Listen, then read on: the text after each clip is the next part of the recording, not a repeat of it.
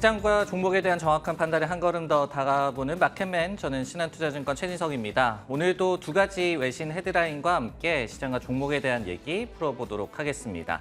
첫 번째 내용부터 한번 확인해 보도록 하겠습니다. 모건 스탠리의 유명한 이 낙관론자가 아닌 비관론자가 되겠죠. 마이클 윌슨 스트래티지스트가 생각보다 빠른 연준의 정책 피봇이 나올 수가 있다라고 얘기한 부분 살펴보도록 하겠습니다. 어떤 내용에 주목을 해야 할지 자세하게 좀 분석을 해보면요. 우선 이제 저희가 연준의 피봇이라고 얘기를 하면 이 정책 전환을 결국 의미하는 것이 되겠죠. 어떤 이 가파른 긴축의 속도를 높이는 것을 중단하는 것이 될 수도 있고 아니면은 금리를 아예 인하하는 것으로 이제 전환을 한다. 이렇게도 좀 해석을 할 수가 있을 것 같습니다. 근데 이제 윌슨 이분은 3개월물 금리가 최근에 이제 10년물을 추월하는 등의 지표가 예상보다 빠른 피봇을 시사를 하고 있다라고 얘기를 했습니다. 어떻게 본다면은 연준의 강도 높은 긴축 사이클이 이제 막바지에 접어들고 있다라는 시그널로 이분은 이제 해석을 하고 있는데요. 그리고 이제 저희가 피봇이라고 한다면은 당연히 증시 같은 경우에는 최근에 좋은 흐름을 이어갈 수가 있다. 추가 랠리를 의미할 수도 있겠습니다. 이 부분과 관련을 해서도 마이클 윌슨은 S&P 500 지수가 4,150선까지, 그러니까 지난주 금요일의 종가 대비해서 6% 이상 추가로 오를 수 있을 것이다라고 얘기를 하고 있었습니다. 특히 이번 주 FOMC 회의가 랠리 지속 그리고 중단 또는 완전 종료 여부를 결정하기에 굉장히 중요하다라고 얘기를 했어요. 그러면서 이번 FOMC 회의를 즈음해서 증시가 추가 상승할 수 있을 것으로 예상을 했습니다. 즉 이번 회의에서 어느 정도는 강한 긴축 기조를 완화한다라는 시그널을 연준에서 내비칠 것으로 마이클 윌슨은 예상한다라고 저희가 해석할 수가 있겠습니다. 윌슨 전략가는 또 이 지난주에 빅테크 실적이 예상치를 하회하면서 시장에 굉장한 어떤 충격을 줬던 바가 있었죠. 그럼에도 불구하고 주가가 좀 랠리를 펼친 것, 증시 자체가 좀 좋은 흐름을 그대로 이어간 것이 어떤 힘을 보여준다라고 얘기를 했습니다. 그리고 이 역시도 긴축 사이클이 종료하는 것이 임박했다라는 점을 좀 시사를 하는 시장의 분위기다라고 해석을 했습니다. 네, 이렇게 피봇이 뭐 예상보다 빠르게 나올 수가 있다라고 좀 분석이 나왔는데요. 과연 이제 피봇이 가까워지려면은 이번 주 FOMC에서 분명히 좀 시그널이 나와야겠죠. 이 부분에 대한 판단을 한번 내려보도록 하겠습니다. 쏘쏘라고 좀 표현을 해봤는데요. 시그널이 나올 것이라는 예상이 분명히 좀 존재를 하고 있습니다. 하지만은 완전한 연준의 정책 전환, 피봇에 대한 그 시점에 대해서는 아직까지라는 월가의 또 분위기가 감지가 되고 있어서 혼재된 양상이다라고 좀 표현을 드린 건데요. 우선 이제 웰스파고에서는 이번 주에 어떤 좀 신호가 나올 것으로 예상을 하고 있었습니다. 일단은 12월 FOMC에서는 50bp 금리 인상으로 속도 조절을 할 가능성을 이번에 시사할 것이다라고 얘기를 했고요. 그 방법 중에 하나로 고금리를 유지할 기간을 연준이 언급할 수도 있다라고 얘기를 했습니다. 그렇게 된다면 이제 저희가 좀 힌트를 얻을 수가 있겠죠.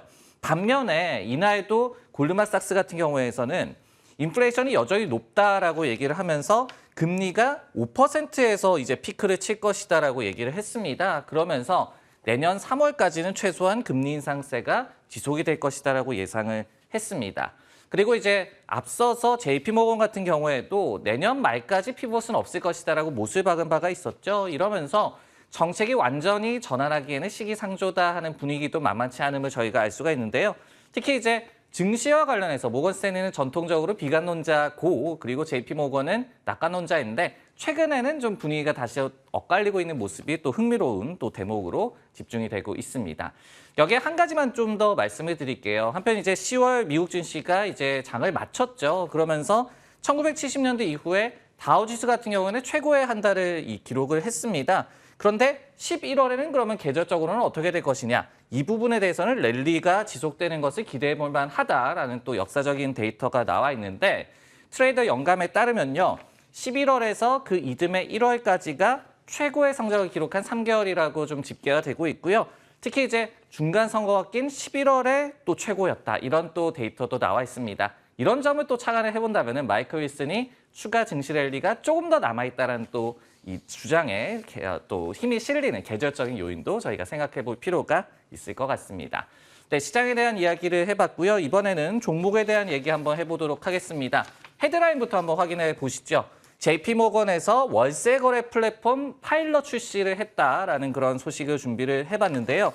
JP모건에서 이날에 이제 발표를 했습니다.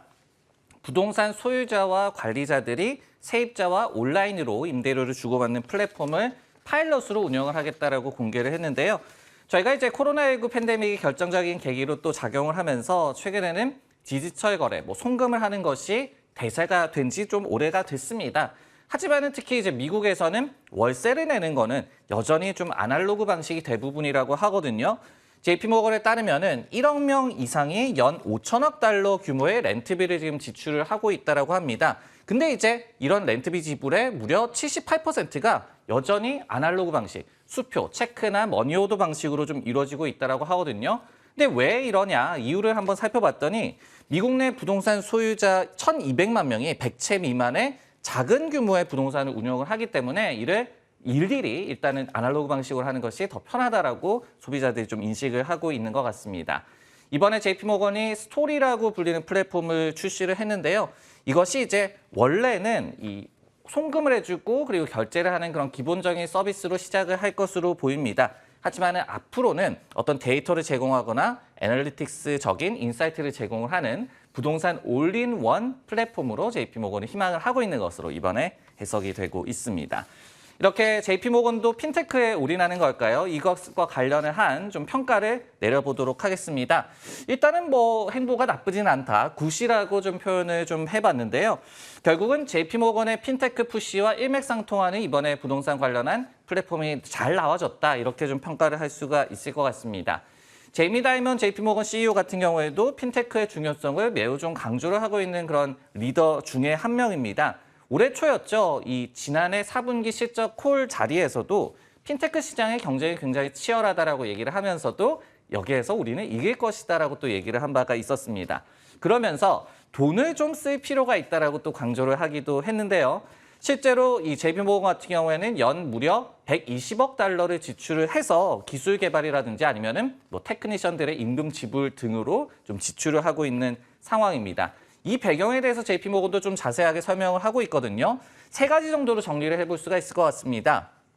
첫 번째는 머신러닝이 어떤 버즈워드, 그러니까 일시적인 유행이 아니다라고 JP모건 측에서도 좀 판단을 하고 있고요.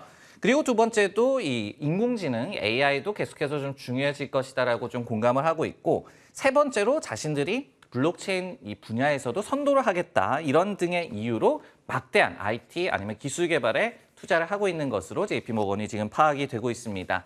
이 밖에도 지난 9월이었죠. 클라우드 기반 결제 솔루션 기업인 레노바이트를 또 인수를 하기도 했어요. 그러면서 기존 결제 서비스와 좀 시너지를 노리겠다. 핀테크를 더욱더 발전시키겠다. 이렇게 JP모건의 행보와 일맥상통하는 이날의 부동산 관련 플랫폼 출시 소식까지 알아봤습니다. 네, 마켓의 오늘 내용은 여기까지고요. 저는 내일 다시 돌아오도록 하겠습니다.